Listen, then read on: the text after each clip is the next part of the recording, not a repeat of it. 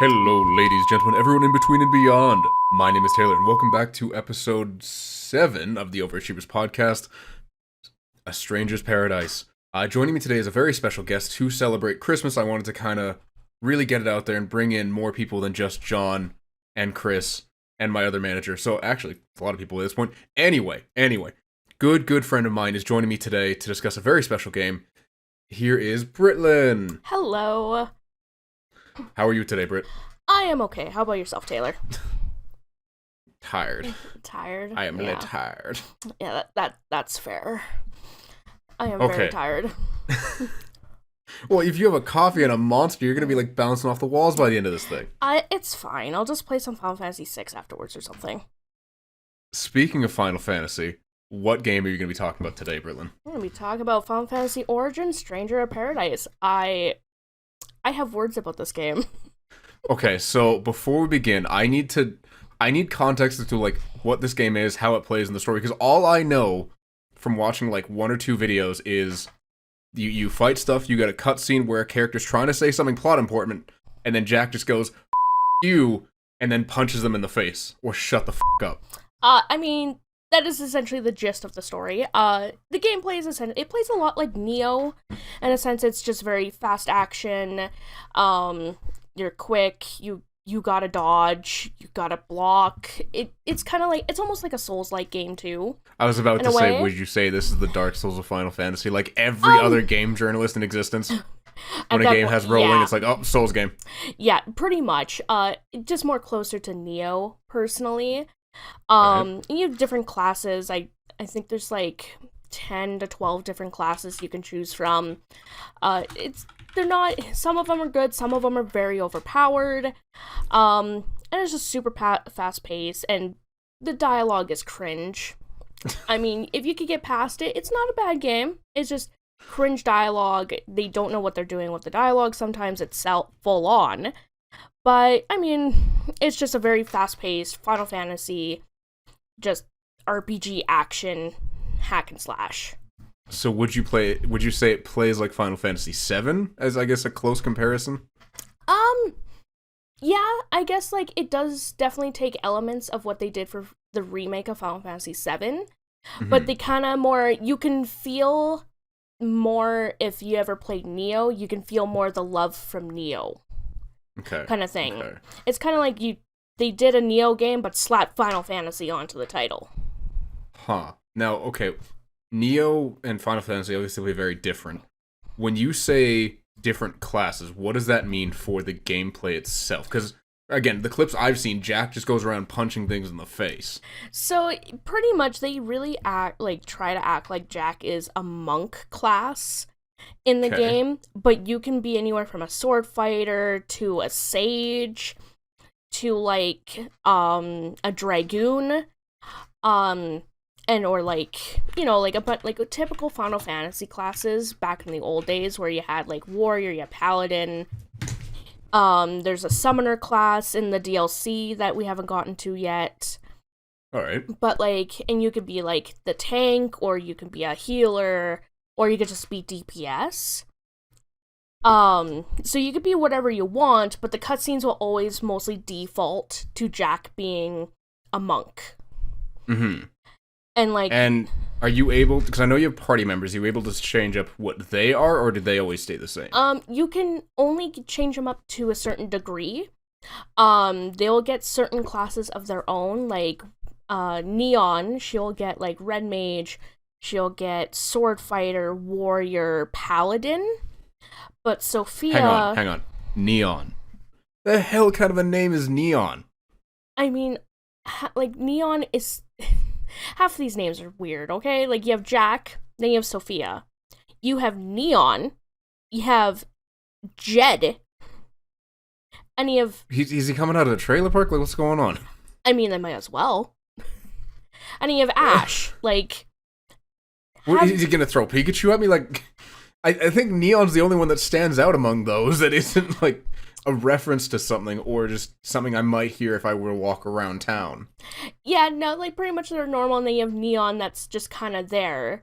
And there's just a plot twist with her between the other four.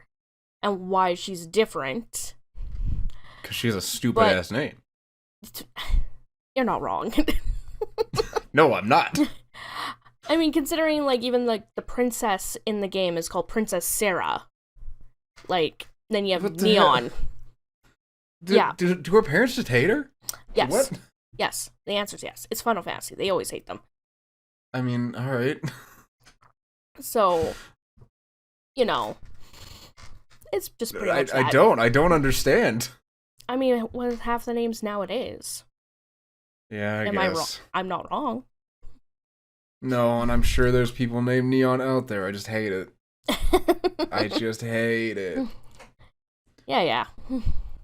Okay, so moving beyond her stupid name, how many achievements does this game have in total? Base game has 46. Okay. And I believe the DLC, I just have to quickly check because I don't remember. I believe the DLC has 17 extra. Okay. So we won't worry about the DLC, given that's kind of out of the context of today's episode, but maybe in a future episode we'll find out. We'll figure it out. So, okay, 46, that's not bad. It's less than I would expect for a JRPG especially. Now, was this your first time playing it, or did you play it, put it down for a while, and then decide to come back to it to get the rest of the achievements? This is the first time playing it. We picked it up late because we just weren't sure about how the game looked. We saw some stuff of it, and at the time, it doesn't look so good. The reviews were very mixed. And when I was at a GameStop not too long ago, I saw it for $20 off. I was like, you know what? $60 for a game in Canada, that's not that bad of a price. Might as well. Mm-hmm. And I bought two. I bought one for, Mike and I, and I was like, you know what? Let's try it out. We tried it out. We love it, but we hate it. All right, then. And then we just been playing it consistently for about a month, pretty much. Okay. Like some breaks here and there, but mostly about a month. So what made you decide to get all achievements for, this game? Because it was insanely easy. All right, then. The achievements... That's a weird thing for it to say about a JRPG. The achievements are not hard. I mean, there is a good chunk of it that's just story-based. Mm-hmm. And then there's a good chunk that is pretty much just getting certain classes unlocked. Yeah, so how do you go about doing that then? Because that strikes me as one of the things where it's this would be the hard bit. Honestly, you just go, because the game structures as missions. Mm-hmm. So you just go on a mission, you'll get experience throughout the mission on a certain class, and when you're playing just storyline before you get to end game, the cap on a class is level 30. Okay. So then what you have when you get a level, you get skill points for that class tree. Mm-hmm. And then at the bottom for the basic, for a lot of them, it'll give you a thing to unlock for the next class past that one. Mm. So if it's you're upgrading sword fighter, because that's the basic, the bottom would be okay, this is the unlock for warrior. And then you just kind of get there until you get to the final bit, because there's 3 tiers. Okay. So, and then you just use all your skill points, and then you just clear out the tree, because the tree is very small. All right. And then you just unlock more as you get it. Fair enough. Okay. So, when did you get all achievements? Because if I remember correctly, when we had spoken yesterday, you kind of had just finished it, so you haven't really had a chance to go back to the game, right? Yeah, so I officially got the platinum on the 7th of September. Okay. Because at that point I had just unlocked the final bit to get to the max level to the Sage class, which is one of the achievements, which is getting to level 99 of a class. Mm-hmm. And then it was okay, I'm here. My last one was essentially do all side quests, and when I did that, I unlocked my platinum. Mm-hmm. Okay. So, and then we officially kind of were okay, we'll end it here, because then we're at the start of the DLC for Trial of the Dragon King.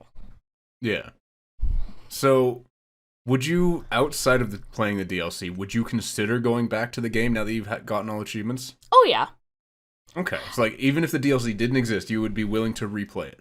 Yeah, like it's the game, like as much as I like it does have some issues going on with it, I still do love playing the game for just replaying it on the different difficulties, because even without without the DLC, there's 4 difficulties in it. Okay. Yeah. So like I'd go back just for mindless fun to play it. On some levels, some of them are not mindless fun. Huh. But it's not that bad of a game to just pick it up and go. Okay. So how long, like, does PlayStation show your total playtime? I believe on the app it does. I think when I looked yesterday, I was sitting at 31 hours. That's it? That is it. Wow. Yeah, the game... I expected so much more. The game is pretty short, I'm not gonna lie. Because even just doing a story, I think we finished the story within, I think, 20 hours, maybe 18. Oh, wow. Yeah, because the game is just not long. Can this be called a JRPG at that point? Like, isn't the threshold a minimum of like 50 hours for a first playthrough? I mean, when I had gone through and played, I believe, one of the older Final Fantasy games, I think it was like 4. When I actually beat, like, well, if I took out all the side stuff, I beat it within 35 hours. Like, Final Fantasy's kind of always, like, has that moment of you can beat this game super fast, or if you take your time, you can drag it out to 70 to 90 hours. Okay. Yeah, because even John's Persona 4 Golden took him, with all achievements, about just under 100 hours. Yeah, when I did Persona 5 and got all the achievements for that one, I think I was sitting at 110. When I finally did that one. But with this one, as I said, like, the reason I chose this, like, why I platted this one is because the trophies were just so easy. Yeah. Like, that was, I think normally I don't care about the trophy so much, but it was this one, it was like, I was banging, like, when we were playing, I was like, I'm getting 3-4 trophies a night. Gotcha. At first. So it was like, well, I might as well do it. Now, I don't think I've ever gotten a trophy for banging, but I might get there one day. I mean, you could probably GTA. I don't know if they have any, actually. GTA doesn't like to work on my computer. I have never played a GTA game. All right, then. So, I don't know. So, for you, what were the hardest and easiest trophies to get? You feel free to spoil anything. Probably the getting a class. The hardest one was probably getting the class to a level 100. Okay. Because you have to play on the hardest difficulty at the time to unlock, like, the limit release. Okay. So we had to do some missions at, like, level 230 to unlock just that, and then go and raise the level up. Wait. I'm confused. Explain how you can do a job at level 230, but need to get a job to level 100. So, like, a class, like, gets up to a level 99, like a typical, like, JRPG, level 99 is your max. But in Final Fantasy Stranger of Paradise, and kind of like Neo, your missions can go from, like, level, like, 1, something like that, to level 300. Oh. Because it's all based off your equipment, mostly, of what you're using. So, kind of almost like take on harder hunts in Monster Hunter because you have better equipment. Like, the levels just help you get, like, certain abilities and certain, like, if you do, like, you unlock this ability, you get better MP regain. Kind of thing. Okay. Or, like, in the Sage, hey, there is a thing to get the ultimate magic, Ultima, unlocked. So, kind of like that. So, like, your missions can get super hard because they'll crowd you, but you'll get really good equipment out of it, and that's how you would raise, like, all your levels essentially for that job. And then, like, okay. I mean, the easiest ones are always just the story ones. Yeah. Yeah, that's fair. Okay. Oh, I just lost it here. So, okay, outside of the class one, actually, which class one in particular do you think was the hardest? Like, which class did you get to level 100, or did you have to get them all to level 100? You only have to do one, and I did Sage. Okay, I figured you'd go more of a melee build than a caster build. Sage in Stranger of Paradise is very broken. Alright. In a sense of, like, with Sage, what you can do is, like, they have this mechanic of getting crests. So the more you get... So you're collecting toothpaste? Kind of, yeah. I mean, it's not wrong. Because essentially what you're doing is, if you get successful Black Mage spells out and successful White Mage spells out, you get crests. When you get 3 of each, you can use Ultima. Okay. And Ultima is an AoE attack that just constantly attacks. Gotcha. So it's just like, if you could pull that off, you can just do, like, an explosion, essentially, and just wipe everything. Oh, okay. And it's just, Sage was just so OP to use. So I just was like, you know what? I love Sage. I'm gonna go with Sage. Alright, then. And Sorry, go ahead. Then outside of just Sage, I was maxing out Dragoon. That's more what I expected. That's fair. From you. So yeah, took me by surprise. Okay, so outside of that, or outside of those rather, which were the most and least fun for you? Oh, like least fun classes? No, like least fun achievements to get in total. So what was the worst class to get, or like what achievement did you just absolutely hate trying to go for? I guess it was just unlocking like every job affinity. Mm-hmm. Or like just unlock a job affinity bonus for one, because that one's just, it seemed so annoying because you have to get equipment that has affinity for the job you're using. Oh, or something like, or equivalent to, and you have to get it to level, like, to 400%. Oh. But sometimes you don't get good percent on it. Yeah. So you just have to wait for stuff to just drop. That one's the one I found most annoying. Yeah. Okay, so now, if you were playing the Dragoon class, would the game give you more equipment that has an affinity for your class because you're playing that class, or is it genuinely just random? Random. Wow. Because there would be times where, for, like, Dragoon, especially Sage, I was not getting anything. Huh. I would, like, when I did the Infinity bonus for that one, I think I did it for Warrior in the end. Okay. Because I kept just getting Warrior stuff at, like, 100 or 200%. I was like, you know what, just to get this one, I'm just going to do this. Because I'm not getting my job. Gotcha. So that was the only trophy that I was actually like, I don't like this one. And what was your favorite one to get then?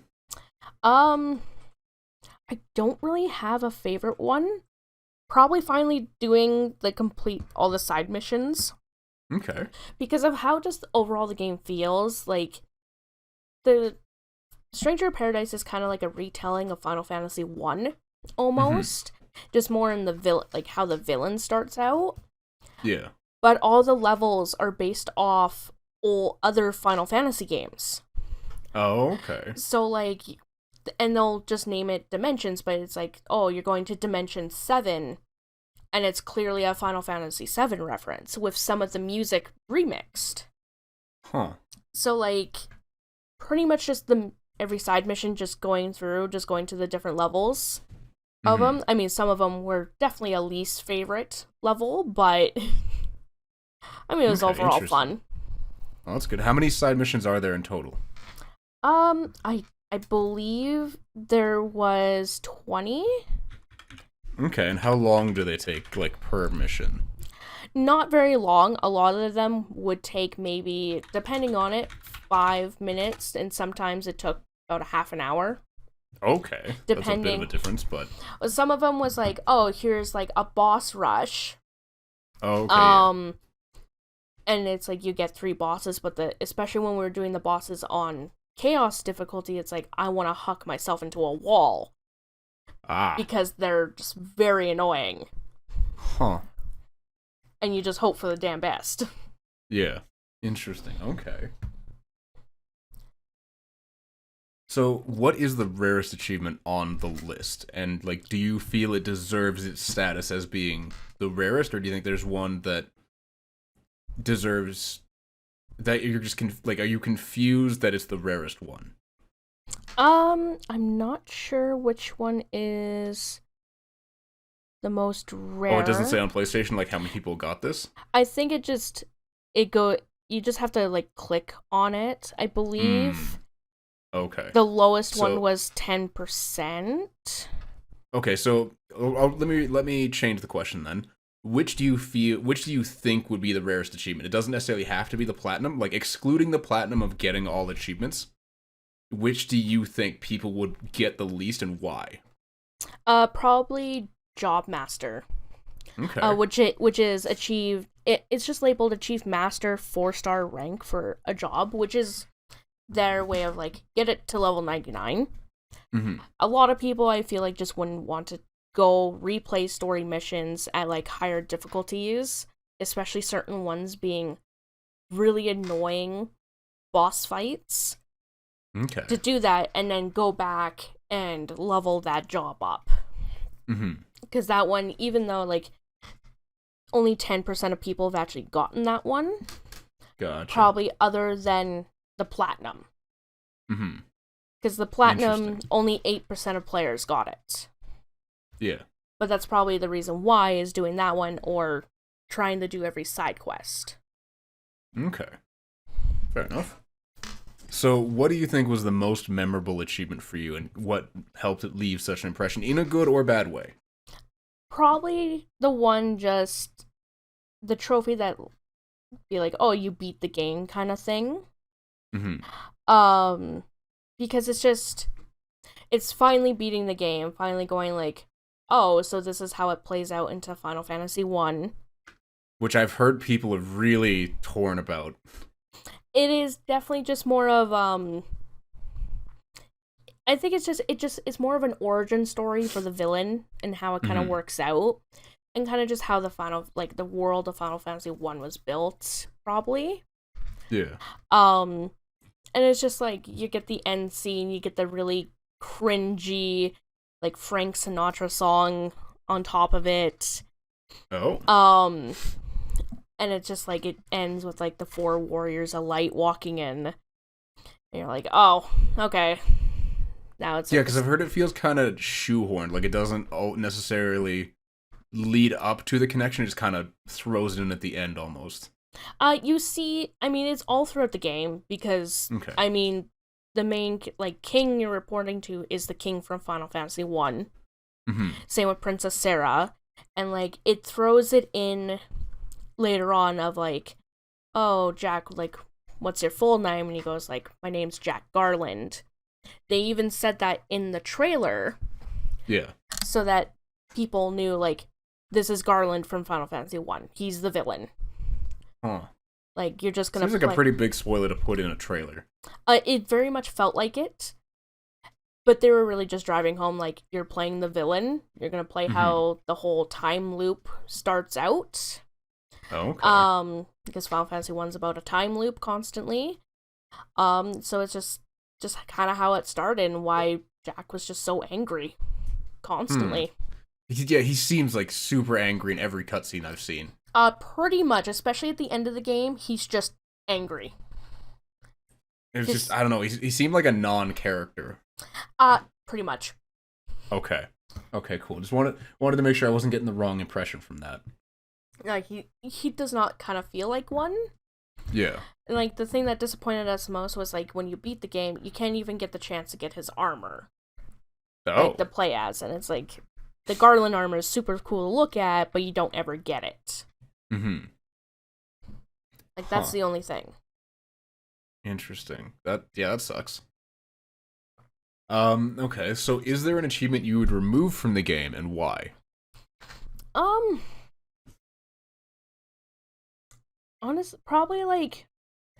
Honestly, the one it's called Origin of True Chaos.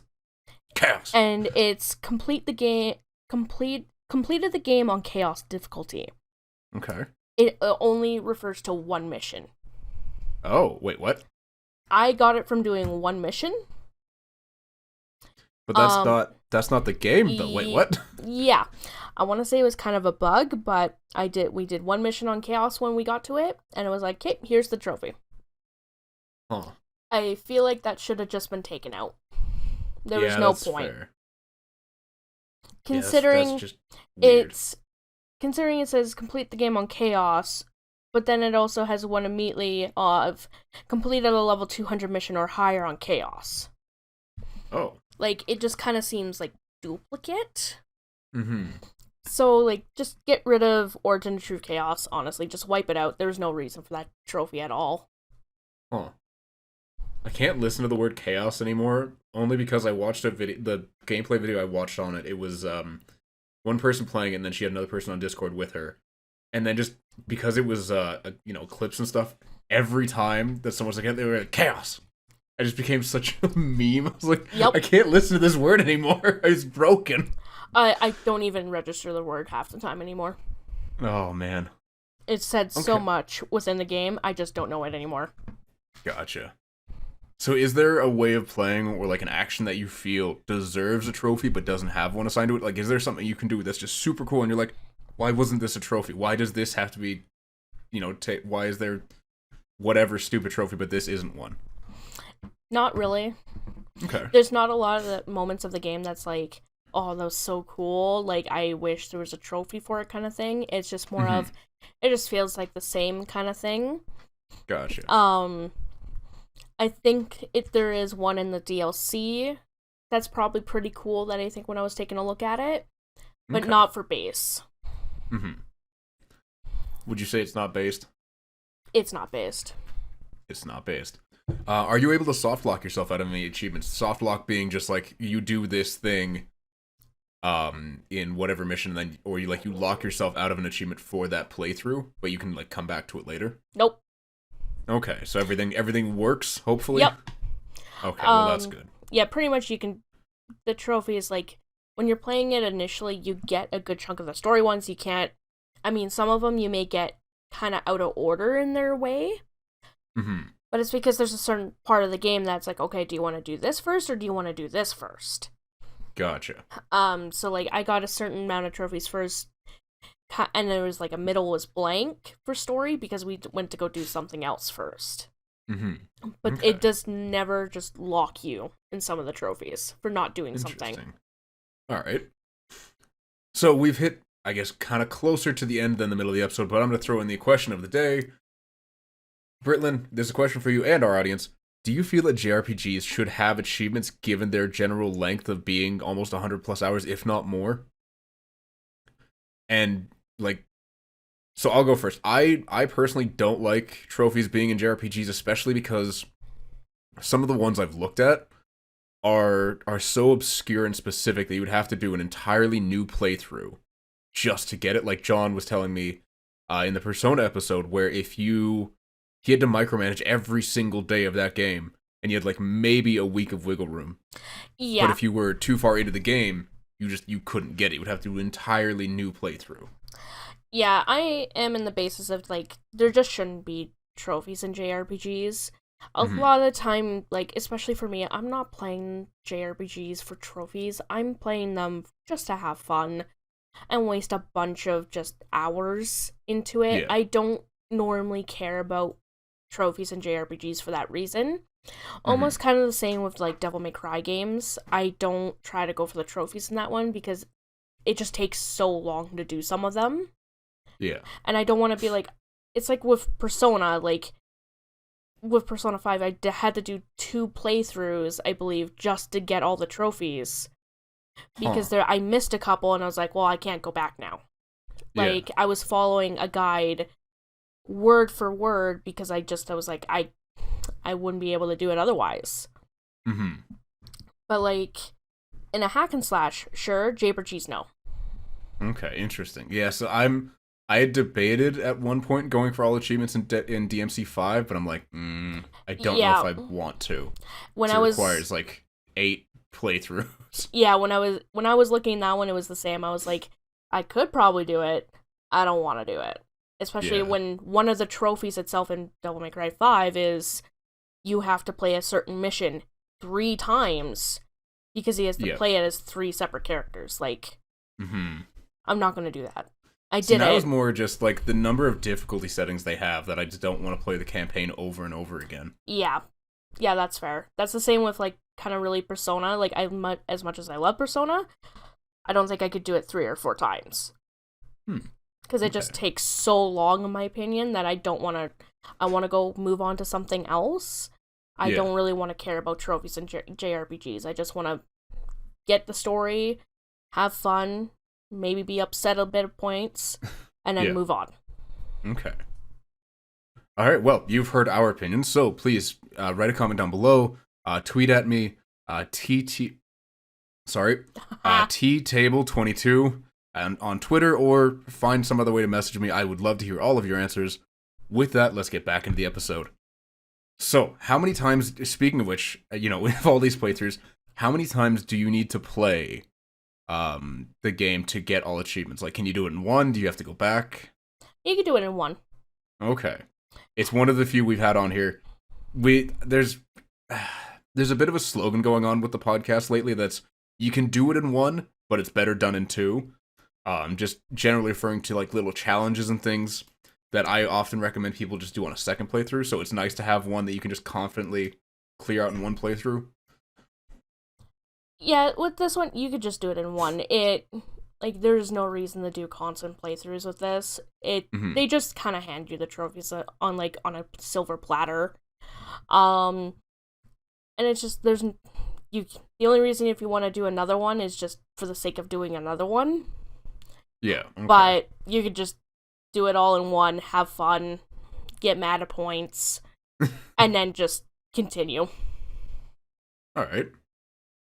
The only thing about doing some of them, especially when I finally get to the DLC, is unlocking said DLC was a nightmare. Oh. Because it's just, the game doesn't automatically be like, okay, you have access to the DLC, do this, here you go. Yeah. It doesn't tell you can't do it in multiplayer. Oh. And you have to go find the mission after looking it up, and even trying to look up how to do it was a nightmare. Huh. Because no one would really say how to start it. Yeah. And then you do it, you watch 2 cutscenes that seem kind of out of place in a way. Of just like, it kind of continues on from the end of the game, but then immediately is like, oh, we still gotta stop chaos in a way. Chaos. And it's like, but we are chaos. Like, oh. And it's just kind of like, oh, get a bunch of treasures to go talk to Bahamut. Wait, is the game telling you to kill yourself? Yeah. Wow. Yeah, pretty much. It's 2022 game. Get with the times. That is not okay. I don't know, a part of me says this is not a 2022 game. But I don't remember when this game even came out, because it just, at points... Right. Yeah, when did it... Now I need to know. Oh, okay. Okay. March 18th of 2022. It was this year. Gotcha. But it does not feel like a 2022 game. I think just especially with... I think, like, because actually next week we do get more news of this game for the upcoming DLC. I thought the DLC was out already. There's 2 more coming out. Okay. Because they announced the next one, because Bahamut came out about 2 months ago. Okay. And they announced the next one being Gilgamesh. And they probably going to go past there. But it's just, in the sense of, like, I don't see a lot of people picking up this game in the sense of, it came out, for me, at a very wrong time. Yeah, because it would have come out just after Elden Ring and Forbidden West, and I can't remember what else was releasing around that time. Or even just for, like, a Final Fantasy, like, Square Enix game. Yeah. Like, it just, pretty much, like, people are still playing Final Fantasy VII, and then, on top of it now, they announced with more 7 coming out next year, and Crisis Core this year, and 16 next year. Oh yeah, I forgot about 16. Like, it's kind of like in this weird, like, moment of, I don't know if a lot of people are going to pick it up because it's Final Fantasy, Mm-hmm. because they're going to be like, well, it doesn't feel like it. It doesn't look that fun. The dialogue is cringe.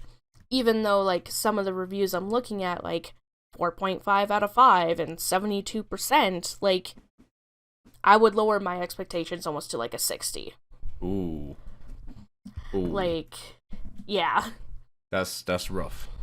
I play it for the experience. I do not play it for story. Mm-hmm. Okay. So, does the game reward you at all for getting all achievements? Like, is there any special unlocks or anything you get? Nope. Oh. It does not even register that you did them. It just kind of continues on. Man, JRPGs just hate achievements. Oh, yeah, definitely they just do. hate people. Yeah, but I mean, it's also the case of, like, if you think about it, though, like, you would think, like, especially, like, other bigger name consoles, they're like, oh, we have these achievements, but you go Xenoblade, and they got none. Mm-hmm. And it's like, because if you're playing Xenoblade, you ain't playing for achievements. Yeah, that's true. You're playing for a lot of heartbreak, and I don't know what to do anymore. At least that was my experience with the first Xenoblade game. Fair enough. So, does getting all achievements at least, like, feel personally rewarding, even if they don't give you anything? Not this one. Oh. Not for me, because of how easy it was. Mm-hmm. So you don't feel like you really overcame a challenge, you just kind of were working on a checklist. Pretty much. Like, it's not like, it was only 46, they kept just handing them out like candy. It didn't really feel, like, rewarding. Mm-hmm. See, if I went and go back to, like, 100% near replicant, maybe. Okay. I'd feel rewarded for getting all the achievements. Yeah. And even for, like, Persona 5 Royal, I felt like, I was like, man, I actually did this. I'm kind of proud of myself for doing this. Yeah. Okay. But with Stranger of Paradise, I was like, meh. Continue on. All right, then. Okay, so, does it feel like the devs cared about achievements for this one? I think I know the answer to this. Oof. Absolutely not. Oof. It was kind of one of those ones where they just slapped it in for the reason of slapping them in for achievements for those people. Yeah. But it just became like, you could tell they didn't really care. Okay. So, yeah. Do you feel the game should have had achievements to begin with? Like, would you have preferred to just eliminate all achievements from this game? I would have just just Or are you okay with them being there? I'm okay with them being there, but at that point, there shouldn't have been there. Alright. Like, it was just kind of like, you would unlock a trophy, okay, cool. But, like, at the end of the day, I don't think people would even half the time notice that there was an achievement for it. Mm-hmm. Okay. Or even, like, getting, like, 100%. Like, okay, maybe with, like, the DLC, maybe. Yeah. Because I believe there is, like, an achievement for defeating Bahamut. Oh, okay. And it's essentially not an easy task. Yeah. Okay. See, fair enough. All right. Do the achievements feel unique in the genre? Like, would if I were to play a different Final Fantasy game that had achievements, which I think only 15 and 7, maybe? I don't know if 13 does. I don't think 13 does. I guess that goes on the whole, are you playing console or are you playing PC? Okay, yeah. Because I think back when Final Fantasy 13 did come out originally, there wasn't achievements. Yeah. Because it wasn't that big back then. Mm-hmm. But with Steam, there is achievements. Okay. So out of the Final Fantasies you've played that hopefully had achievements, does it feel like it's unique or does it feel like it's very bog standard? Very just standard kind of thing. This one is just, I guess maybe unique in the sense of just like, it's just kind of basic. Oh, you did this story mission. You did that.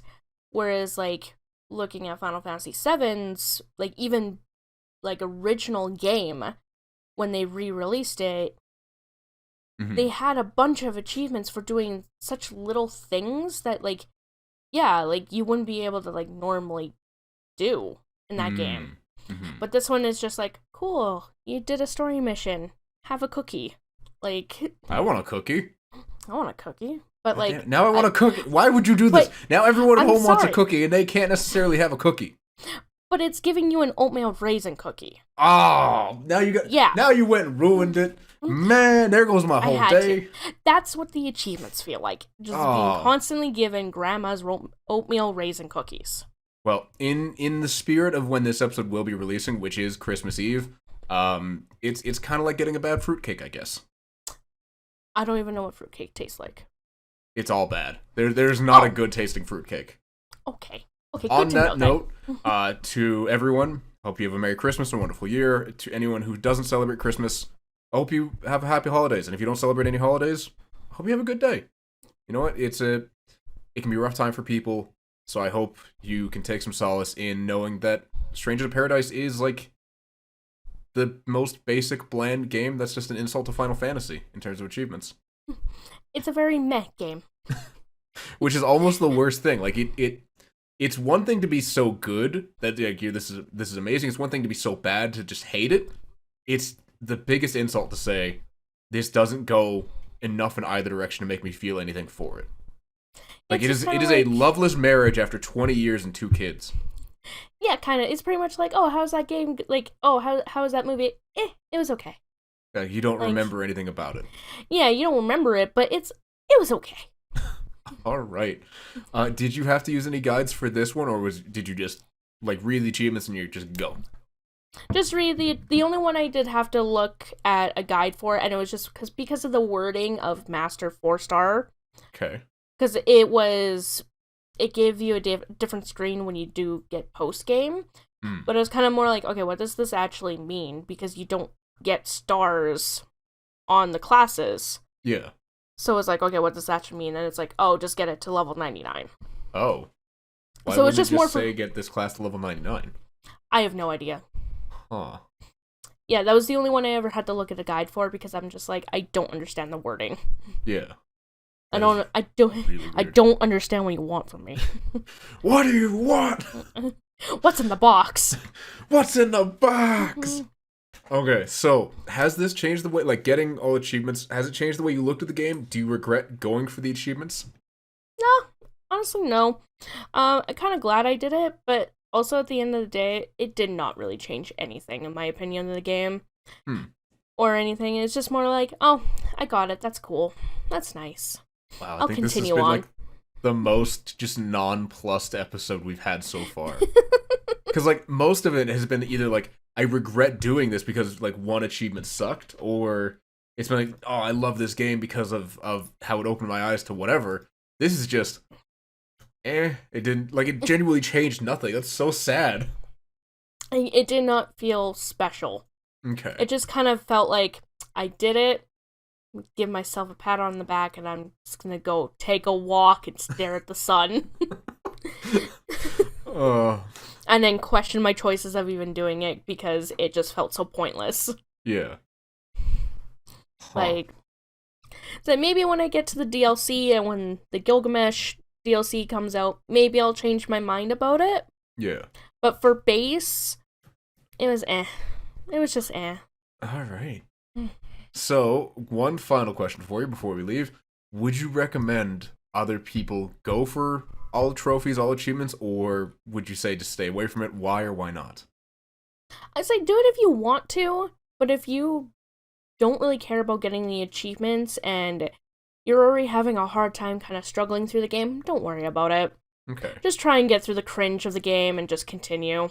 Do you think there's, like, is there a type of player that would enjoy this, or is there a type of player, like a type of person that would just really hate this? Maybe if you're a super die-hard Final Fantasy fan, you may not like this game so much.